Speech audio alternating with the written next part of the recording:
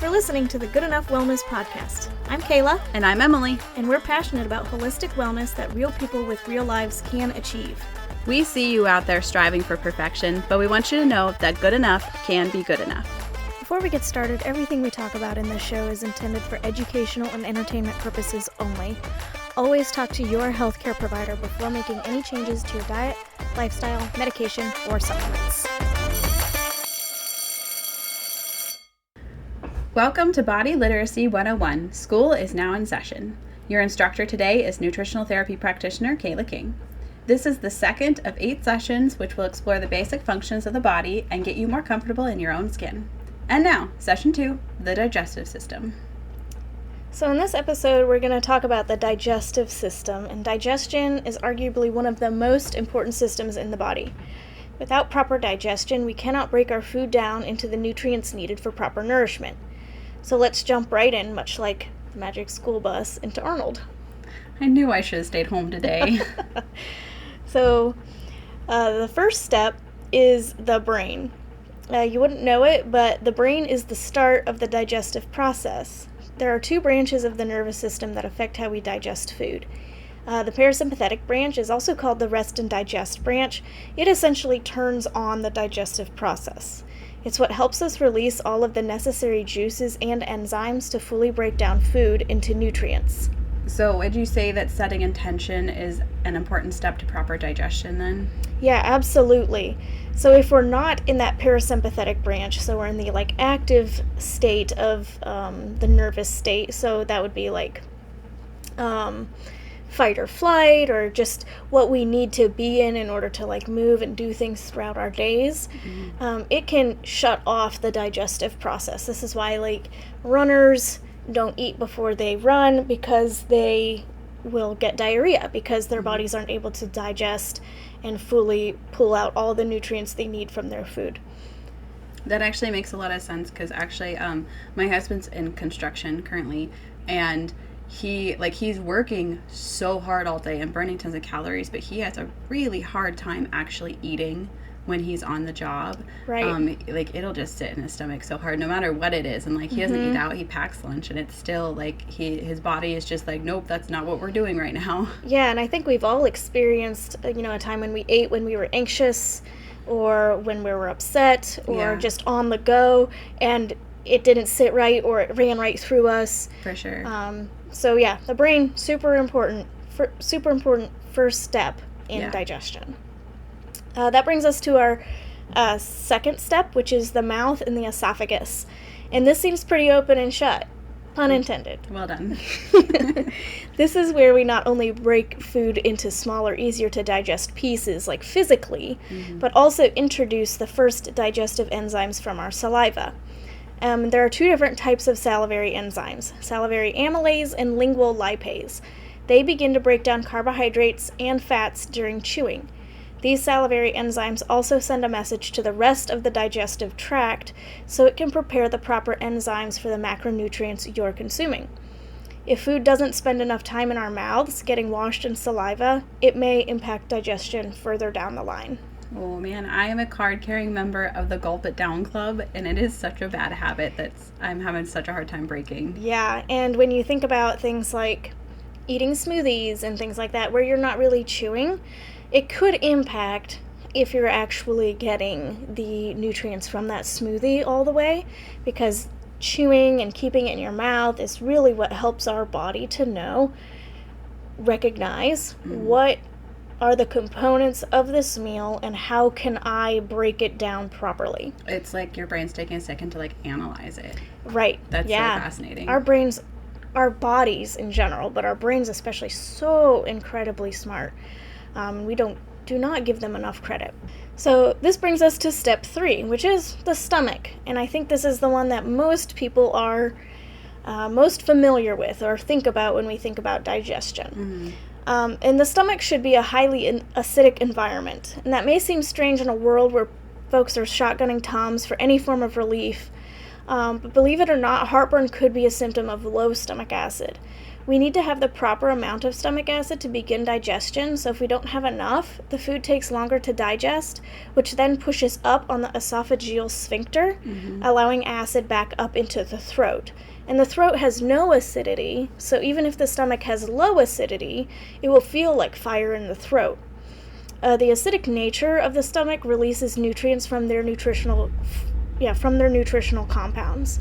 And there are also enzymes within the stomach that detect protein and will increase the acid to ensure that we can utilize the protein. Oh, wow, that's cool. Yeah, and if we aren't getting enough protein, our stomachs may not be triggered to produce enough acid to properly digest food or prevent heartburn. Wow, it feels really counterintuitive, but that makes so much sense when you break it down like that. Yeah. So that brings us to step 4, the small intestine. And the small intestine is where most of the nutrient absorption happens. The pancreas releases bicarbonate to neutralize the acidity coming from the stomach, and that protects the delicate lining of the small intestine. The pancreas also releases amylase, protease, and lipase that are digestive enzymes that further break food down into the nutrients we need. The liver creates bile that stores its concentrate in the gallbladder.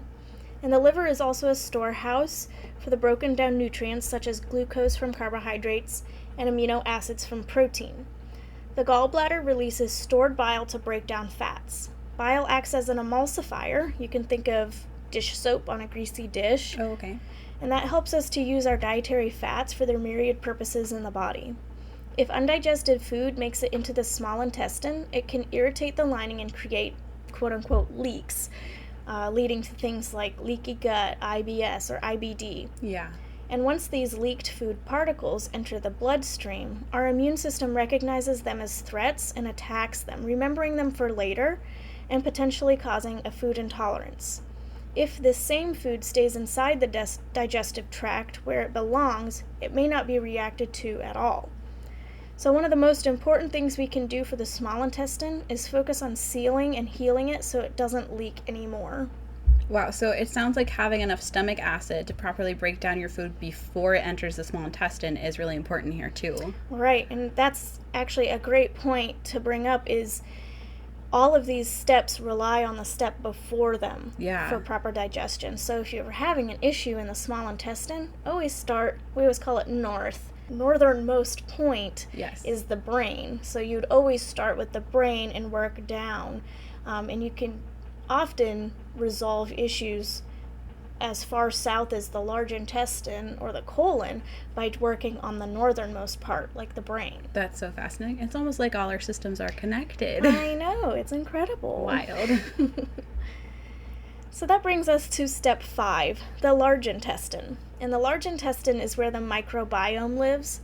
For as much hype as the microbiome gets, you'd think it would be further up the tract. Yes. But we have to remember that everything south relies on all the northward steps to be performing well. The large intestine also absorbs most of the water and some bile. Any insoluble fiber that we've consumed sweeps the large intestine for waste as well as feeds the microbiome. If undigested food makes it to the large intestine, it could feed the quote-unquote bad bacteria and cause it to overgrow, causing fungal, like candida, for instance, or other infections. What this doesn't mean is that if you have bad bacteria, that you have a bad microbiome. Everyone has some quote-unquote bad bacteria. It's just making sure that they stay in balance. Right, which is something we kind of talked about in the last episode, is like, it's not that you have to eliminate something from your body, it's that you're trying to make sure that it stays in check and balance. It's really, we're talking about an entire ecosystem within your one person. Right. I don't remember, we were chatting a little bit off air, and I don't remember if we said this in the actual episode, but like my brain kind of feels like when I don't know if this has happened to anybody else, but like when I was a kid, we learned about food chains, like the lion eats the giraffe, and the, you know what I mean. And but now that my kids are in school, it's all about a food web. And it's how everything, like, it doesn't go in a straight line. It's actually like spidering off from various things to like all be connected and all work together and all affect everything else. It's not so straightforward as like we once were taught. Right. And that's kind of how it feels when we start talking about the systems of the body, is like one affects the other just as much as this one affects that one. Yeah, it's like, sure, if you have an issue in the stomach, it could affect the small intestine, but if you have an issue in the stomach, it could also affect your endocrine system, because if you're not getting the nutrients you need from the food you're trying to digest, you might not have all the components you need to build healthy hormones. Right. I think that's why, not to get off track here, but I think that's why wellness in general feels so overwhelming, because it's hard to know where to start. It's hard to know, like, just because you're having this issue doesn't mean that's where you start. You actually have to back up a little bit. Yeah. And digestion is often a great place to start, because it does impact so many things. It's often not the only part of the picture, but it does play a significant role in most systems. Yeah, for sure. So that brings us to step 6, and that's the poop. Naturally. If I recall correctly, they bypassed this in the Magic School Bus. Magic School Bus. It must have been a little too edgy for the time. They're like, nope, we're not going to watch Arnold poop. We all need boundaries. It's okay. Yeah. So poop can give us a lot of clues, though, as to what is happening further up the chain. Constipation, diarrhea, even some different colors of the stool. If you see a lot of undigested food particles, it can give you some clues as to whether or not you need to work on something more northward. Obviously, you can't fix anything in the colon without fixing something in the large intestine, or the small intestine, or the stomach, or the mouth, or the brain. So poop can give you a really great starting point if you don't know where to start with your digestion. Just take a look at your poop. It's not weird. I mean, maybe it is a little weird, but it's... Surely this is one of those things that everybody does, and probably... You should be looking at your poop. Doesn't... I'm sure lots of people don't admit it, but I guarantee they do it. They have to do it. Yes. I mean, if anyone has a husband, you know that there are people looking at their poop. Yes. If you've never gotten a photo from when they're at work, then are you even married? You have to come see this. It's love, I'm telling you. Yeah. So that's all the steps of the digestive system, and this is a very comprehensive 50,000 feet view of the digestive system. We don't have time to go into all the nitty-gritty details. I would love to, because I love the digestive system. Yeah. But we're just going to spend a little time here at the outset of this episode talking about how does all this fit into a good enough lifestyle. Yeah. So some of the things that we can do to improve our digestion without driving ourselves crazy. Yeah, so can we go through this systematically, and we'll start at the brain, and you can tell me what are some things to just a brief overview of what you would do to improve the brain part of the digestion. Yeah, absolutely. I think that's a really great way to go about giving some helpful tips. So first tip would be a tip from the brain. If you want to improve digestion from the brain standpoint, take a breath before you eat. Spend a couple minutes doing some deep breathing, praying, getting your mind in the right space, letting your brain or your body know that it is safe enough to relax and to digest your food. Are you telling me I shouldn't be eating my dinner standing at the kitchen counter? That would be ideal. This is also coming from somebody who eats her breakfast when she's driving to work in the morning. Yeah. So you can't do it at every meal.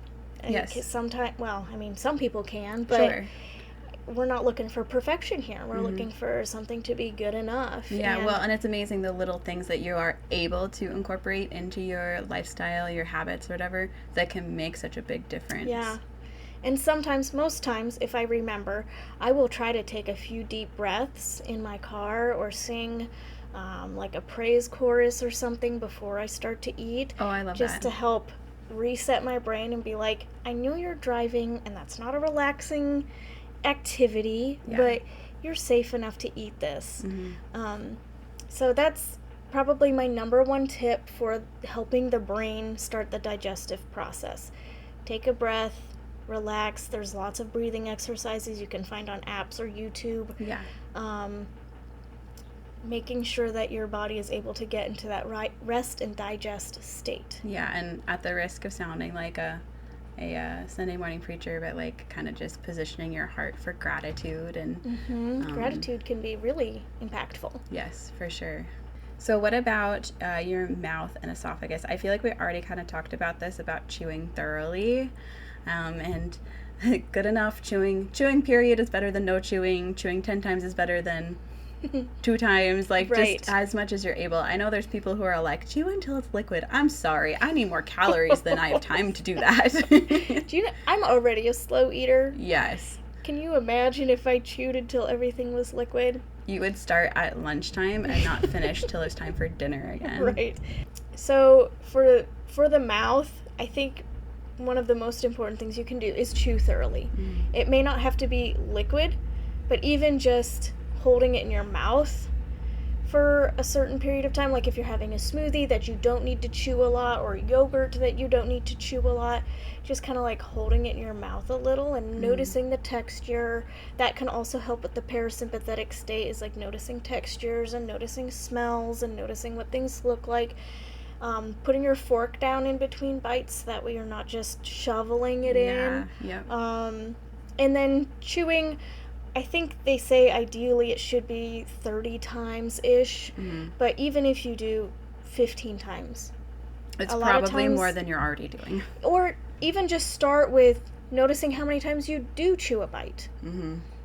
You know, just sit down, take a bite, count how many times you chew before you want to swallow, and notice, is this chewed well enough? Should I be chewing this more? Right. Yeah. So I think that can be a really helpful first step in helping the mouth in the digestive process. Yeah, that's good. So what about the stomach then? That would be step 3. And we're talking about stomach acid. And oh gosh, I've had, in my everyday life, I'm pretty good on stomach acid for the most part, unless I'm under a lot of stress. But I've been pregnant 5 times. So like I am well acquainted with stomach acid. So unfortunately, in our modern world, most people probably aren't making enough stomach acid. Between the foods that we're eating, the lack of protein, the lack of nutrients, we need a lot of zinc to make stomach acid. Most people aren't getting enough zinc, and I'm not talking about supplemental zinc. So I need to run out and buy some zinc from Walmart, right? So like we just don't get a lot of like the nutrient compounds we need to make stomach acid, or enough protein to make stomach acid, or we're drinking a lot of things that dilute stomach acid, or eating a lot of foods that would dilute stomach acid, or we're not chewing enough to like allow the stomach acid to do its work, so we're diluting stomach acid by making it do too much work. So anyway, a simple thing that most people can do and afford if you suspect that you have low stomach acid, and it's pretty benign, it's not going to hurt most people. So, I mean, refer back to the disclaimer, this is not medical advice. Always, yep. Don't hold me accountable. It's just something fun we do sometimes. Yes, and if you want to give it a shot, go ahead, but just know that not everyone reacts well to this. But many people do. Exactly. Yeah. Most people find success with this, but I can't guarantee that. Yeah. Is take 1 to 2 teaspoons, or even tablespoons if you can tolerate it. Probably something you work up to. Yes, I would is imagine. apple cider. 1 to 2 teaspoons of apple cider vinegar in some water. Make sure you put it in some water. If you don't put it in water, it will be too strong. It will likely burn your throat. Yeah. It's not a pleasant experience. But if you put it in some water, drink that about 15 to 20 minutes before a meal. If you forget and take it right before a meal, it's not going to hurt anything. But ideally, it would be 15 to 20 minutes before a meal. You swallow that apple cider vinegar with some water. That'll help your stomach start to produce some acid. So that way, when you do start eating, that will help your stomach to have enough acid to digest the food that you're about to consume. Okay. That's a pretty easy and very low cost thing. I mean, you can get good apple cider vinegar for, what's it going for now, $6 for a quart, Right. and there's tons of teaspoons in there. So most people who are interested in wellness It's most already- likely will have Yes. a bottle of apple cider vinegar in their home anyway. Yep. So it's kind of like low barrier to entry if you suspect you may have some low stomach acid, if you get heartburn a lot, if you're noticing a lot of undigested food particles, if you feel overfull. Those are some common symptoms of low stomach acid. Yes. Okay, so that brings us to the small intestines. And I'm curious to see what you have to say about both the small and the large intestine, because I think we've already kind of established that pretty much everything that you can tweak yourself, that you can do to help, it happens all northward of there. Right. But there are some specific things you can do for both the small and large intestine. Okay. The small intestine, really work on sealing and healing that lining. Right, yes. Protecting it. If you notice you're having a food sensitivity, cut that out for a little bit so that way it gives it a little break, so it has some time to heal. Some healing foods include bone broth is really, really healing. Anything with collagen or gelatin. So like some people will use like supplemental collagen or gelatin, like the powder. Yeah, it's a hard one to get in our normal like Western diet. Yeah. I feel like it's getting more trendy and easier to incorporate and like more recipes, but honestly, this is somewhere where supplementation can really take you far. Yeah, and it's really easy to add something like collagen or gelatin to a drink. A lot of people have made really popular the gelatin gummies Yeah, or those are great. jellos. Using a good grass-fed gelatin for that can be really, really helpful.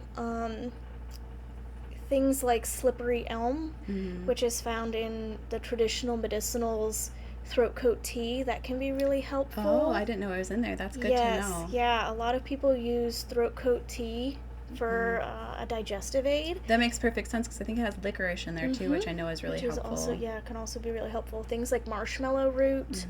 Really anything that is like slippery and slimy. Like it seems okra, to translate, okra, it seems aloe. to translate well to the lower intestines and everything, which is crazy to me. Yeah. That it makes I'll probably butcher this, but it's like mucilaginous I know what you mean. plants. Yeah. Things that are like mucousy. Yeah. Really helpful for helping to seal and heal that gut lining. And does that also go for the large intestine, or do you have more tips and tricks for the large intestine? The large intestine, we tend to focus more on things like making sure you have enough water so that way you're not getting constipated. Right, yes. And insoluble fiber.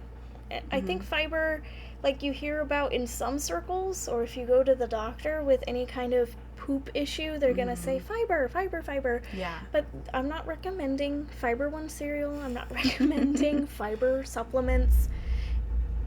Because most of the time, if you are having an issue with that, you need to work northward and find out what's going to happen. But if you find that you're lacking some fiber in your diet, I recommend finding a whole food form of fiber. Apples, pears, carrots are really, really helpful for sweeping that large intestine. That makes sense. Carrot salad really had its heyday there. Yes, It and might there's still a be. reason. Yeah. It has the apple cider vinegar, which is that vinegar that really helps to help with the acid and get things digesting. It has coconut oil or MCT oil, which has a lot of great fatty acids that are really helpful for creating good They're building blocks. really, building blocks and things like that. And then the carrot acts as kind of like a sweep Yeah. for the large intestine. I back in the day when I was I wasn't quite to the place I am now with wellness, but I really enjoyed Daphne Oz, Dr. Oz's daughter. She's a chef. Yeah. And she had kids and stuff, so it's very relatable. And she would always talk about she loved a specific type of fiber, and I don't remember what it was, but she would always say it's a broom for your colon. Yes. So that's actually something that's really popular right now is I can't remember exactly what it's called, but there's a brand of fiber supplement. Oh, really? And it basically, all the marketing is it's a broom for your colon. And Yeah. I've had so many people ask me about that, and they're like, should I buy this? And I said, Eat a carrot. Well, it's expensive psyllium husk That's fiber. what it was. Psyllium husk powder is what she loved. Yep. Yeah, and it's like, and you can go to you like can buy the that bulk for like section. $5 Yeah. instead of the $45 that they're charging you for this bottle. Mm-hmm. I'm like, don't buy it. Just get some psyllium husk. Make Yes. sure you're drinking lots of water if you're going to take yeah. like a fiber supplement like that, because that'll bind you up real fast. It's going to soak up all that water. Mm-hmm. But I recommend starting with like a whole food fiber, carrots, Yes. apples, pears, even things like rice, or if you cook and cool potatoes, both potatoes and rice have really great like resistant starches, which are really great for helping to feed the microbiome, and they have some fiber. Potato salad, check. Okay. Yes, potato salad is a health food. I love that. It's got mayonnaise. Yeah. And Say cooked no and more. cooled potatoes. Cooked and cooled potatoes are really, really healthy because of the resistant starches. And they help to feed the microbiome all the good food that it needs. Mm-hmm. That's And so obviously, again, this is 50,000 foot view. This is not a comprehensive, like, everything you could ever do for any of these things. cool. Yeah, oh for sure. This But- is just let's throw Yeah. out some things and see what sticks. Yeah. And also for the microbiome, you can try fermented foods. And I Sure. don't mean like canned fermented foods, but like real raw fermented foods like sauerkraut, kombucha, kefir, kvass, Mm-hmm. yogurt, like things with live cultures like yogurt or Yeah. sour cream. There's so many options now. Yes. Nancy's is a good brand that has like a probiotic cream cheese, I think. Mm-hmm. That sounds delicious. Yeah. And so you can like get your probiotics in with your cream cheese, which is a great thing because I love cream cheese. I love that. Let food be thy medicine. Absolutely. So, All right. I know you want to talk about poop again. I think I don't know that there's anything you can do for poop beyond I all got the one. northward things. Squatty potty. Oh, yeah. And you don't need to That's buy a good fancy one, although honestly, you're going to use it, so we might as well get one. But, and to have a stool, no pun intended, that was not on purpose. Anything that, like, gets you more in that squat position, that's, like, a little more natural of a elimination position, not in this, like, throne-like position, which is very Western and very modern, and it's not working for you. Yeah, that's a great one. I didn't even think of that. And I even have a squatty potty that I use. Because you use it without even thinking about it. I just don't even think about it anymore. So this was a pretty big list of things, and like always, it's not a do and don't. It's a take what is working for you and leave the rest. And as always, like, good enough is good enough. Whatever you can put into this, then you put that into it. But you, like we've talked before, stress is not what you want. So don't be stressing out that you're not hitting all these points and that you're not doing all these things. But like, here's just some really easy, comprehensive things to like that are just no big deal. They don't really cost a lot of money or any money. Gratitude is free. Absolutely. And I hope it just creates like a great starting point if you have some questions about the digestive system and some of the issues you might be encountering. It just gives you a great starting point of both understanding what's going on and also how to maybe address them or begin to address them. Yeah, get your wheels turning a little bit. Yeah. This is not the end all and be all. This is just like, here's some information and do with it what you will. Yeah. I just want you to know how it works and what you can do to improve it. Just on a high level basis, just to get things moving. Yeah, if you've ever like struggled with your digestion, which I don't know anybody who hasn't, like, that can be debilitating. At the very least, it's very annoying and distracting to your everyday life. So like, let's get this ironed out so that you can move on. Yeah, absolutely. We want you to be happy, healthy, and whole. I always sign off all my emails with I'm wishing you overflowing abundant wellness. I love it. So that's what I want for everyone, and I hope this is a great starting point for your digestive system. I love it. Well done.